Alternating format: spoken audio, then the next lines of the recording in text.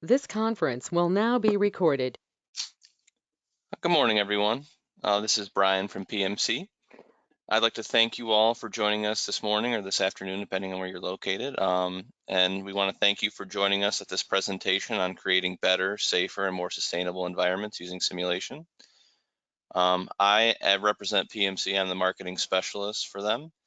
I will be more in the background of today's presentation. I'll be handling any issues you might have or any questions that might come up during the presentation. So please utilize the chat box feature if you encompass any problems or if you have any questions. We will be holding a live Q&A session at the end of the presentation, so please hold all questions. I also recommend that you mute your microphones or your phone if you dialed in, just to eliminate any background noise that could bother the recording that we're doing today. So with that, I'd like to begin. So I will turn things over to Nick Obeso, and he will begin our presentation. Nick, take it away. Hello, everyone, and thank you for joining us today. My name is Nicholas Obeso. I studied industrial engineering at the University of Pittsburgh, and I'm currently a part of PMC's Simulation Services team. I'm joined today by Paula Godoy. Yep. Hi, everyone. My name is Paula. I'm a simulation engineer at InControl in the team of crowd simulation. My study background goes back to transport and planning, but since then I've specialized in crowd studies and with special focus on simulation itself. In this webinar, we'll talk a bit about InControl's crowd simulation tool and give some insights on the usage of this tool through some showcases. This will be our agenda for today. We'll start things off by introducing the two partners, InControl and PMC. Then we will discuss some background on simulation and why it's such a powerful and invaluable tool, which will then segue us into the simulation software we are showcasing today, Pedestrian Dynamics, and the project timeline of a crowd simulation. After which, we'll wrap things up with some showcases, final remarks, and some Q&As. Now I give the floor to Paula, who will introduce InControl to all of you. Thank you, Paula. Thank you, Nick. InControl is a global software company with offices located in the Netherlands, where the headquarters is, but also Germany, Japan, and the US. We have over 30 years of simulation experience, and our product is a powerful simulation platform in which both discrete event and agent-based simulations can be performed. A key aspect of InControl software is its flexibility. Although we have the standard built-in functionalities, it also provides users with the possibility to build their own interface on top. So for many years, we have provided tailor-made applications for many clients. Specifically in the crowd simulation or crowd management aspect, we have served different clients and partners. Some of them are shown here on the slide. So stadiums, arenas such as Little Caesars and Nissan Stadium, but also museum and experience centers such as the Johnny Walker Experience and Heineken, or even major transport hubs such as Amsterdam Schiphol Airport. InControl has built long-lasting customer relationships and a strong network of partners such as PMC. We operate in many different areas, and now we'll show you a short video to give you a little bit of an overview. The world is constantly and rapidly changing, bringing new challenges, technologies, and possibilities each day. How do you keep up with these developments? How do you keep our world efficient, safe, and sustainable? The key is to understand the impact of our behavior and the decisions we make. How should we design, operate, optimize, and manage our cities, critical infrastructures, and supply chains? InControl solves these challenges through more effective analysis, optimization, visualization, and control of your infrastructures in every phase of the life cycle, from design to implementation, operations, and maintenance. Our integrated software platform gives insights and data to avoid risks by predicting the layout and utilization of any business process. The InControl simulation software platform allows you to move, create, enjoy, travel, live, and learn in a safe and more secure manner. With InControl software, you can predict and control all kinds of scenarios. Or as we say, it enables you to experience the future before it happens.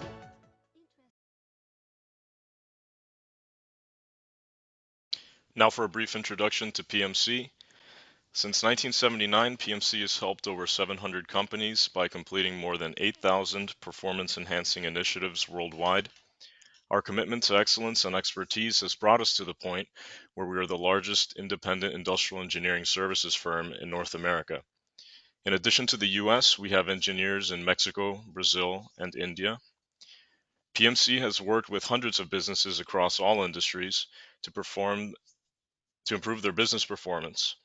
Shown here are just a few of our current and repeat customers. Today's session will focus on crowd simulation, but we will continue with a sampling of the other services that PMC offers. PMC has a wealth of services to offer and the expertise to go along with them. Some of these services include factory design, laser scanning and CAD modeling, Lean Six Sigma, quality and operational excellence, and other traditional IE services. If you're already underway with productivity improvement initiatives in your company or are wondering where to start, PMC can help you. And now for some background on simulation. So what is simulation? Simulation is the art and science of creating a representation of a process or system for the purpose of experimentation and evaluation. Practically, simulation lets you test drive your layout, process, or organization before you build it or modify it. Now moving on to why. So why should you use simulation? Well, simulation aids in prediction. Simulation allows you to investigate how changes in any number of factors can influence the outcome of a scenario. For example, will the specified widths of a stadium's entrances be enough to accommodate a crowd? Simulation can enhance safety and security, such as identifying an inadequate quantity or placement of emergency exits in a venue. Using simulation software, one can test alternatives, like identifying the best design variations. Or one can perform a what-if analysis. What if a location experiences a natural disaster or a shelter-in-place order? It can also help answer if a structure can be repurposed and how. Simulation can help optimize, like optimizing the movement of people by foot and other forms of transportation. It's also a powerful communication aid. Simulation lets you see a scenario play out in real time, which helps make sense of the data and communicate results and conclusions. And lastly, it saves on time and cost. You can test proposals before the real-world implementation, and obviously doing things in the virtual world is far cheaper than in the real world. So when should you choose to simulate? You might choose to simulate when analytical approaches are not suitable, such as when the system is too dynamic or complex. Additionally, simulation is a great tool when real-life experiments are not an option. This can be because the system does not yet exist, like in the design phase of a building, for example, or if there are high risks, costs, and time needed. Lastly, how do you simulate pedestrians? Well, we can use InControl's own Pedestrian Dynamics software. In Pedestrian Dynamics, or PD for short, each pedestrian is represented individually. The software shows the interaction between pedestrians, traffic, their environment, and infrastructure and services. Paula will now take over to show you some of the inputs and outputs of a crowd simulation study. Thanks, Nick. Well, as introduced by Nicholas, simulation can provide this safe or digital environment to test multiple scenarios and effectively gain insights into the operations of your infrastructure. This is especially important when it comes to crowds and keeping this crowd safe. Our starting point is what we call the trends that we see society going towards. We are in a world that is rapidly growing. Our cities are attracting more and more people, while their physical space still remains limited. Stimulating active mobility in such dense environments is really key. Walking and cycling not only take up less space in the environment, but also promote health and sustainability. Many cities do not yet have an attractive environment for these modes, and promoting this, what we call modal shift, efficiently and effectively requires planning. Here we do not only talk about the bicycle paths or the sidewalks, but large-scale facilities where cyclists can park their bikes safely and which have sufficient capacity to meet the demand. In terms of space usage, we of course have to consider the daily operations of cities, but also events in these city center environments. For instance, a football match and the crowd that it will attract to the surroundings of the stadium, or Halloween parties on the streets, you name it. We have been often reminded of the need for preparation and planning for such events. And these trends that we just talked about also point in the direction of the key challenges that we face. A first challenge, of course, is how to keep the crowd safe while still allowing them to have a good time, or keeping crowds safe at train stations during peak hours, a daily challenge for transport operators. But we also see as a challenge in many countries to incentivize active mobility. It is, of course, a combination of policy and planning, and when it comes to planning, we can definitely do better. If the pedestrians feel comfortable, safe, and if their journey is made shorter, or if a cyclist can be sure to have a place to park near their destination, the likelihood that they will use those means for their travel increases.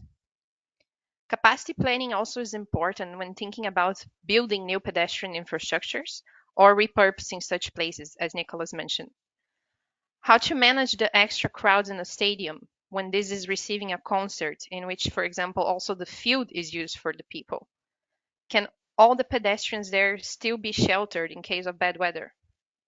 And last but not least, understanding the behavior of active mobility users is also a challenge. Although an ever-growing number of academic studies are specializing in this field, there is still a lot that is not completely understood yet, but also difficult or even unethical to assess. To a large extent, simulation provides useful insights to address all of these challenges. To analyze a crowded environment through simulation and answer the key questions about the safety and the operations of the environment, we like to say that there are effectively four major steps, as you can see in the image.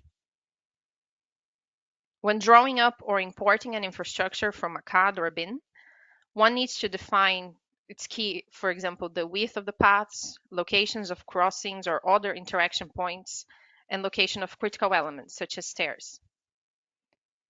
But also, data is key to develop a simulation model. The quality of what you put in is directly related to the quality of what you get from it.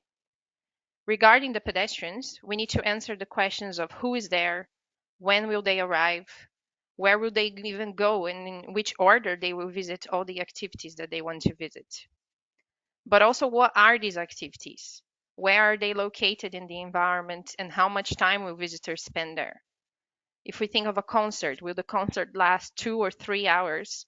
Will it take 5 or 10 minutes to get a hot dog in between? All of this information is input into the software and therefore they all interact. The arrival pattern of visitors and the activities that they are likely to perform when they arrive, for example, getting their ticket scanned, can indicate how long will the queue lines be by the entrance. When the simulation is run, the interaction of these pedestrians and their environment highlights potential bottlenecks and also provides indications of crowd management strategies that might be necessary. And all in all, the simulation results ultimately assist event managers and infrastructure operators or designers to make better informed decisions for the safety of the crowd.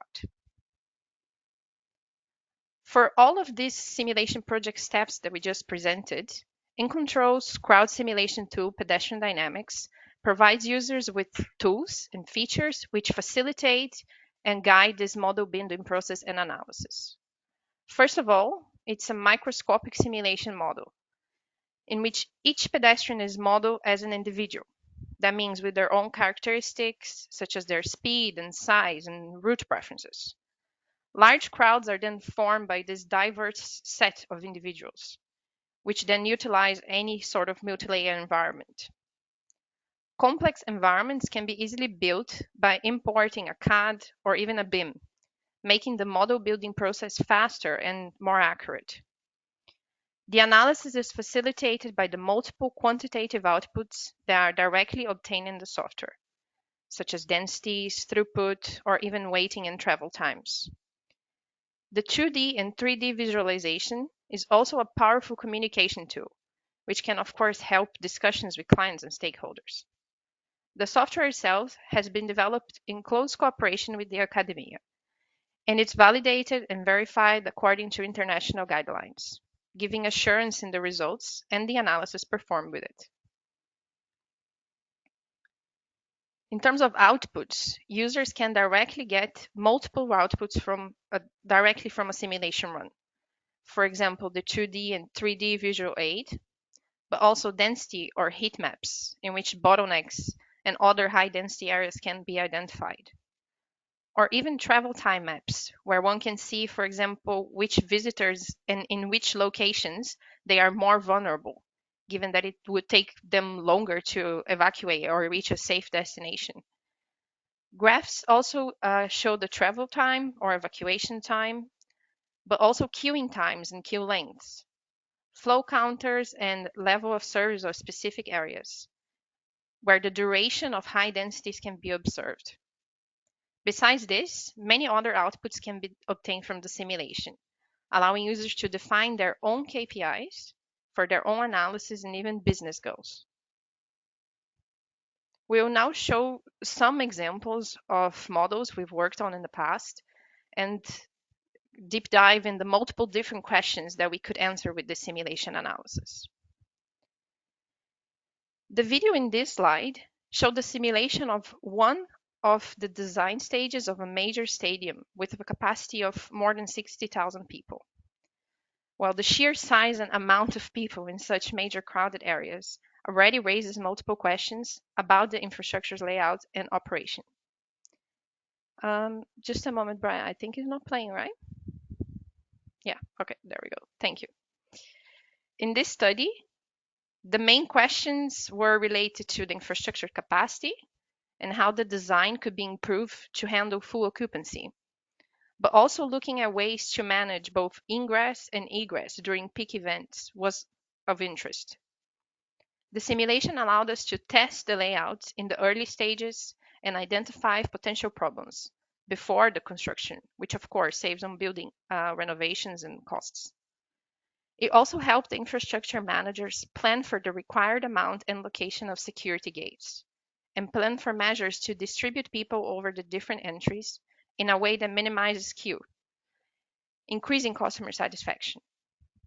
During the communication with stakeholders, the simulation outputs and videos also even triggered ideas and additional important questions. In this particular study, the question of how will these new visitor flows from the arena affect the surroundings of the environment and even the other traffic modes at specific crossings appeared from the city council.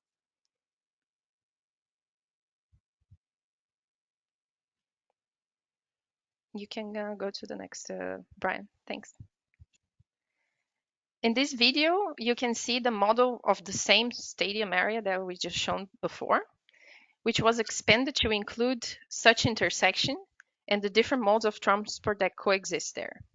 Pedestrians, cars, trams, and bicycles were simulated and could all interact, where the effect of one on the other could be measured. This helped identify early enough the necessary crowd management measures to guide the visitors smoothly out of the stadium, as well as optimize the usage of the public transport capacity provided by the operator. But simulation does not only provide useful insights to manage large and crowded environments, right, Nicholas? Exactly, Paula. This video we have here shows patrons in a casino evacuating from game locations to 3 exits. Here we have the same selection of games, but arrayed differently into 2 different layouts. Multiple layout options can be tested and what-if conditions analyzed in PD. In smaller scale environments with many obstacles such as this casino, simulation can also provide answers to questions such as which layout is more efficient and safer during an evacuation. What we're seeing here is a density overlay. That's a PD feature, and it's a graphical indicator of where crowding occurs in different layouts. The simulation results also show which layout has the quickest evacuation times. And the density maps can also be used to optimize the location of games based on pedestrian traffic to increase demand. So not just in emergency tests, but also just normal operation. Paula will now show a bit of how simulation contributes to operational planning and user experience, critical when designing leisure environments. Yeah, the study from which this video was made from relates to an experience center of a museum. Here, visitors had a guided journey through the environment with specific activities in each room they visited. Having a final infrastructure design with all the planned elements and obstacles in place does not really limit the need for simulation, as of course, capacity planning is also dependent on the activities that are performed of the environment. When it comes to museum or experience center, not only safety, but especially user experience are of interest.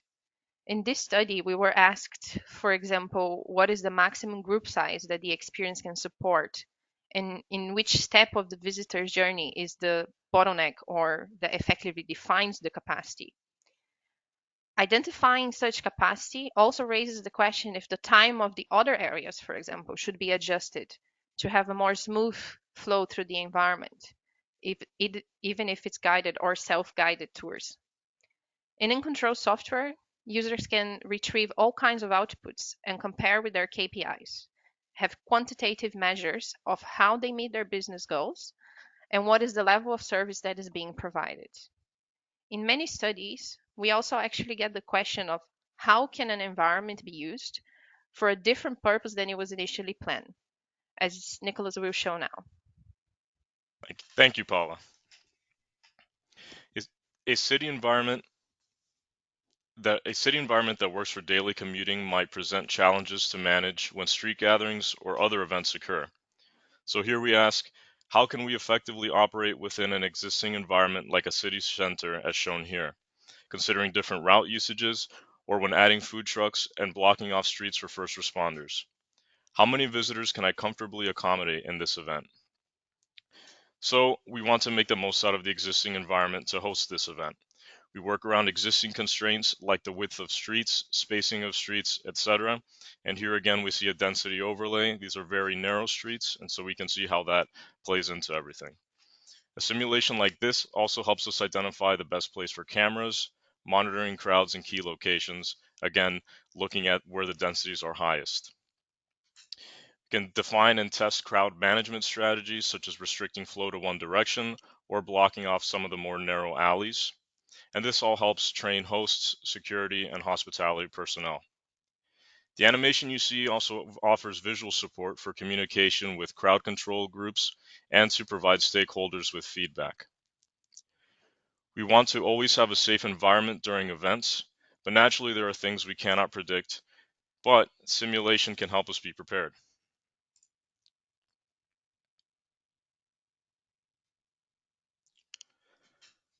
This next example asks, how do we plan for an emergency due to a bomb blast? That is, how do we make things safer? The simulation you see here is of Little Caesars Arena in Detroit, home of the Pistons and the Red Wings. In this study, there is a 5-pound bomb blast, and we just saw the simulated effects of said blast, like the blast radius and levels of damage. Using these radii, we can identify which features are rendered unusable, either because they are damaged or because they are reserved for first responders, like the orange rectangle to your left.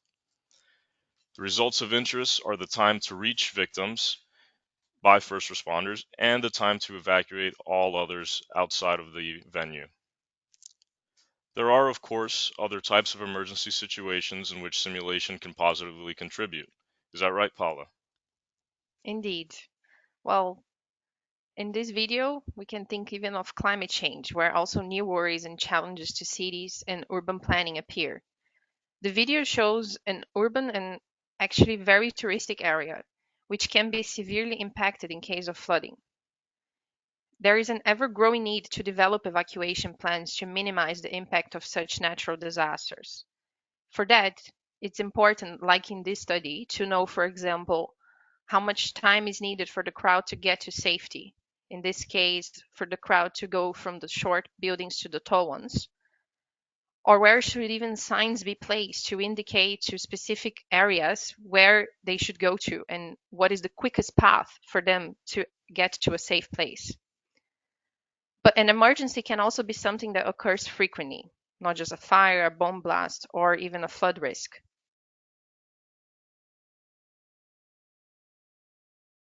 In many places around the world, inclement weather conditions can also require the activation of emergency plans. Here we ask, is the infrastructure safe in the case of a shelter-in-place scenario? What we're seeing here is a concert being held in an arena, and some emergency requires that patrons shelter in designated safe zones in the arena. In this snippet, we can see bottlenecks occur in real time as patrons head towards the exits, and we're also given a color-coded overlay of travel time to go along with this.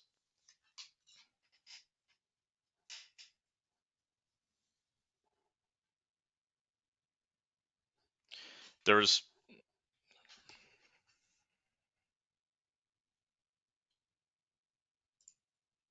I think I need to go back, Brian. One slide, sorry.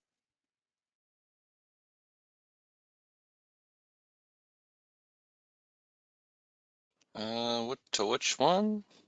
that one. This one? Yes.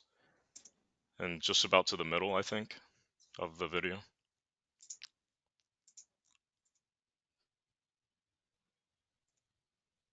So here's the color-coded overlay of these travel times. So the red is taking the longest naturally. There's the legend on the right.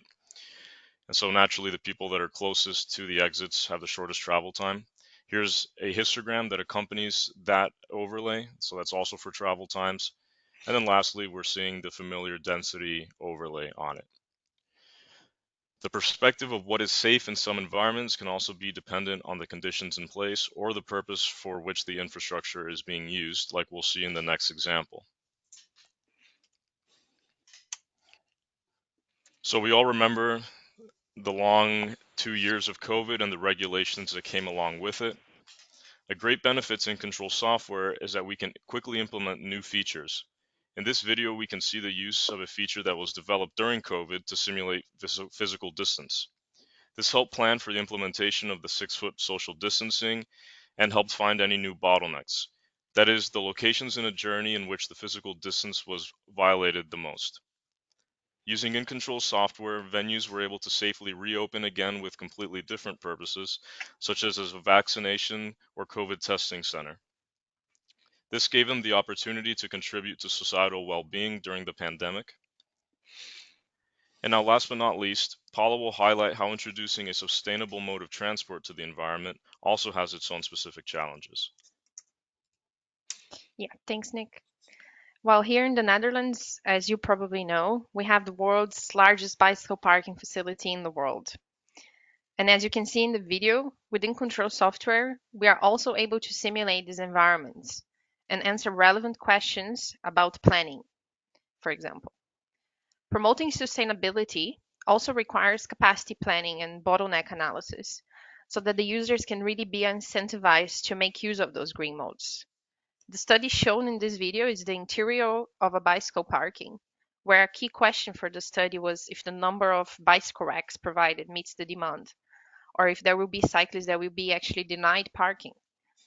This, of course, can lead to frustration and effectively make it less attractive and less likely that the users will make use of this green mode. In the simulation, actually, it was possible to test the infrastructure before building, again, identifying bottlenecks and saving on building costs. Capacity planning could also be made more efficient by enabling the test of different layouts and even management strategies. Different systems could be tested to, for instance, the ticketing process, assisting the infrastructure manager to make a well or better informed decision on which option provides least queue. Outside of this bicycle parking, the surroundings could also be analyzed with the different flows and redesigned in such a way to accommodate the interaction between the different modes, so the pedestrians with the bicycles, for example. So that brings us to the wrap-up. The simulation tools and features shown here today, one, help the decision-making process. So by sharing results and insights into complex and unpredictable processes, through providing relevant information, graphs, dashboards, insights, and scenarios. These tools can help optimize business processes. They can identify waste and deficiencies when streamlining and integrating these processes, and they contribute to one-time right solutions and deployment. We can test proposals before their deployment and know if they'll work or not. This all helps in reducing time, effort, and costs for clients. These tools support from design to operations. So during the design, build, test, and maintenance stages, simulation results can present relevant what-if information that can indeed influence design decisions. And lastly, crowd simulation can improve safety and security, can impact analyses, advise and train personnel, and create and improve procedures. This ties into support for Safety Act certifications and the implementation of other rules and regulations. We at PMC and InControl would like to thank all of you for joining us. We'll now do some Q&As. So if anyone has any questions, please type them in the chat if they're not there already. Yep. And So thank you, Nick and Brian. Yep. Thank you, guys. So I'll be handling the Q&A session. So like Nick just said, if you had any questions regarding the presentation we just saw, please recommend you type those into the chat box. That's that little bubble that should be there. So with that, we did have a few questions come in throughout the presentation, and we'll get started with those. But again, please use the chat box feature, and we'll have these questions answered for you. So guys, the first question I had is, when it comes to evacuation analysis, are there any specific challenges that you see when communicating to stakeholders and that are conflicting them and the results of the simulation studies can be trusted? Yeah, I think I can give some insights on that. Well, having discussions about the validity of the simulation can indeed happen, of course, especially when you deal with people that did not really have experience with simulation before. A lot of people think and defend that the simulation does not capture what will happen in reality, that we cannot predict people's behavior, especially during an emergency. But I always like to ask them the question back of how could it be done better? How could you do better? Yes, a model is a model. It is a representation of reality, but it's a place in which you can play around with multiple different aspects, make mistakes, test alternatives.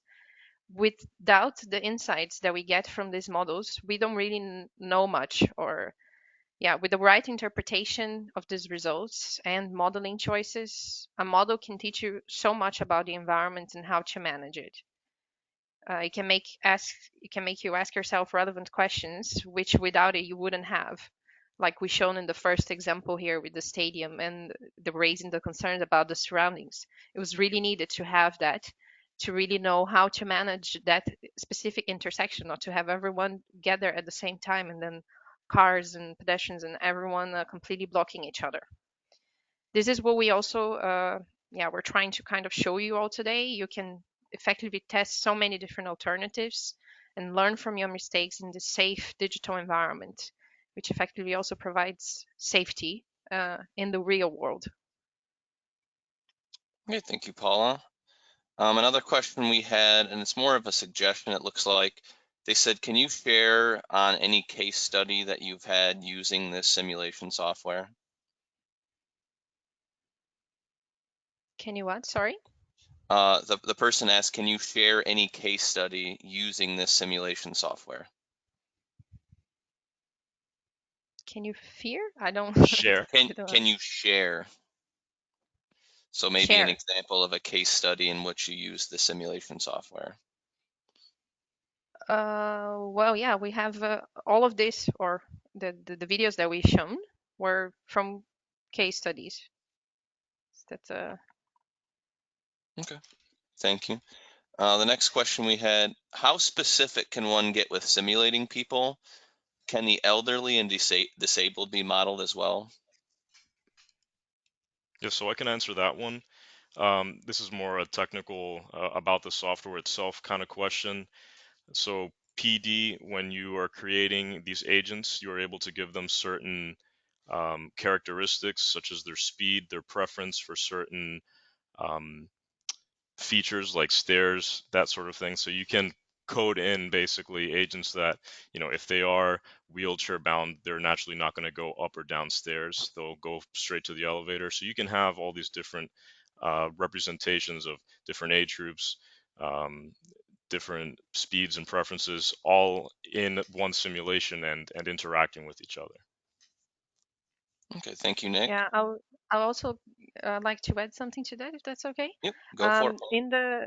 Especially when it comes to the data about the pedestrians, we also in the software there's already some built-in profiles, let's say, which are based on literature. So that indicate, for example, the speed and the size of the agents in the model, based on, for example, their trip purpose. So if they are commuting or in leisure, or even their age and weather condition. So these are also there for at least a starting point in a suggestion. Okay, thank you, Paula. Another question is, has this yet been used for how quickly can the passengers on a cruise ship get into the lifeboats? Yeah, to the best of my knowledge, not for that specific question, but we have before also simulated cruise ships and evacuation. But I guess it was more about the interior of the ship, and yeah, getting to a safe spot.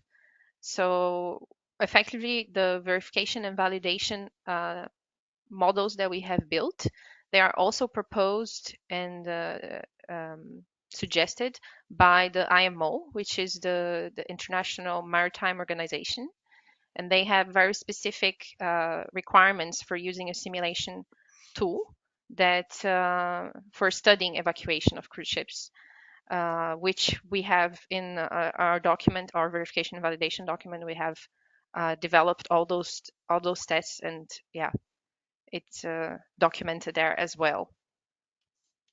Okay, thank you, Paula. The next question we had, and it's a little lengthy, so bear with me. Mhm. What about the design, implementation, and operational phase? You mentioned examples of design, and I can imagine implementation, but can you mention an example of operation? Yeah. Wow. We have been also involved in a project to have a implementation of the software in the control room of an event center. So there is an event center here in the Netherlands that they have a system for closing and opening doors of the facility during an emergency condition. And they wanted to test how to do that in real time. So they already had one system implemented, which is this system that I mentioned about the opening and closing of the doors. But that, of course, doesn't give them a sort of prediction of which door they should open or close. So they linked that with the simulation to help them, guide them, and make decisions in real time. So this is just, for example, one example of usage of the tool for operation. Okay, thank you, Paula. Another question we had, you mentioned testing different configurations like blocking off or restricting certain streets. Would that require making changes to the CAD drawings and importing it all again? So that would not. The way that PD works, when you import a 3D model, for example, each feature in that 3D model is put in as its own object in the simulation environment. And so using the tools that are in PD, you can delete, resize, or even add on obstacles and different features to the existing model. And indeed, you could build an entire layout from scratch using the tools provided. So it's very quick turnaround to make, small alterations. Do I want to put a wall here where there wasn't one before? That's just a matter of drawing something out, and then you can test it right away. Okay, thank you, Nick. Another question we had, have studies using this software been presented in technical conferences? Yes, Actually also my master thesis was developed with the software as well. So that is also being published. And there have been studies also in many different levels. So we've done recently a study about the usage of the importing of data with points cloud data. So the importing of the infrastructure based on points cloud. And how to use that for the simulation, for building a simulation model. So the laser scanning technology. So indeed, it has been there has been yeah, variety of studies that have been presented in technical conferences. Okay, thank you, Paula. Another question we had, can you also use simulation to have better insights where staff needs to be, i.e. during evacuation / shelter in place, to be able to direct visitors to specific places? I would say yes. So I think it goes back to what I mentioned a little bit earlier when we were showing the flooding example and where should signs be placed.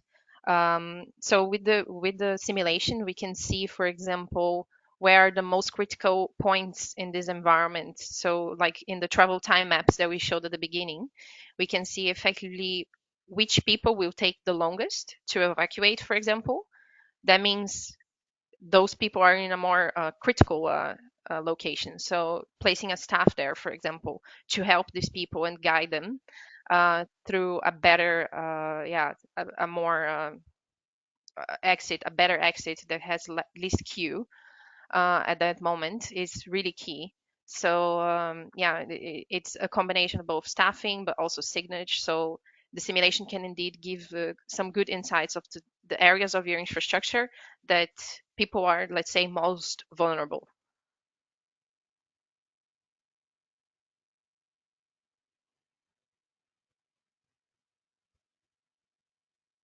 Yeah, is that more questions? Oh, sorry. I muted myself on accident. I was gonna say the next question we had is what kinds of data does the software support to build the models? It said you mentioned BIM and CAD for the infrastructure, but what about the rest? Yeah, so well, about the data, there are of course different types of data. So like we mentioned the environment, but also the pedestrians and the activities. So for the environment, there are not only the CADs and DWG, DXF, but also 3D models such as the BIM or IFC or object files, 3DS. These are all directly accepted in the software. When it comes to the pedestrians, like just mentioned in the question for Nicholas, their profile is also an important aspect, and we have already some built-in profiles based on literature. But when we also talk about the general behavior of these pedestrians, or let's say their choices, when will they arrive at the facility, so their arrival pattern or their route choice, we can use data from many different sources, which can range from video cameras, Wi-Fi sensors, but even information retrieved from, for example, ticketing and screening gates. The truth is, nowadays there is a lot of data out there, and there are many different types of systems that collect information even daily during operations. And yeah, sadly, a lot of it is unused, or at least not used in its full potential. So when we collect all of this data and putting into a simulation, we can really see how they play around and validate that. So yeah, there's in the software itself, you can implement pretty much any type of data that is available to to guide these pedestrians on how they should move and where they should go. Okay, thank you, Paula. I don't see any other further questions coming in at this time. So with that, thank you guys for answering those questions. I'm sorry if you couldn't take a breath. So with that, that'll conclude the presentation, but we do want to give a snippet of what's to come. We will be doing a discrete event simulation webinar in the future, so be on the lookout for that. And I'll go back to the previous slide because there's the contact information here. So I would like to thank everyone for your participation in joining us, and we hope to see you at the next webinar. I'd like to thank you and have a great day. And again, thank you, Nick and Paula, for giving a great presentation. Yeah. Thank you, all. everyone. Thank you, Brian, for moderating. Yep. Thank you, guys.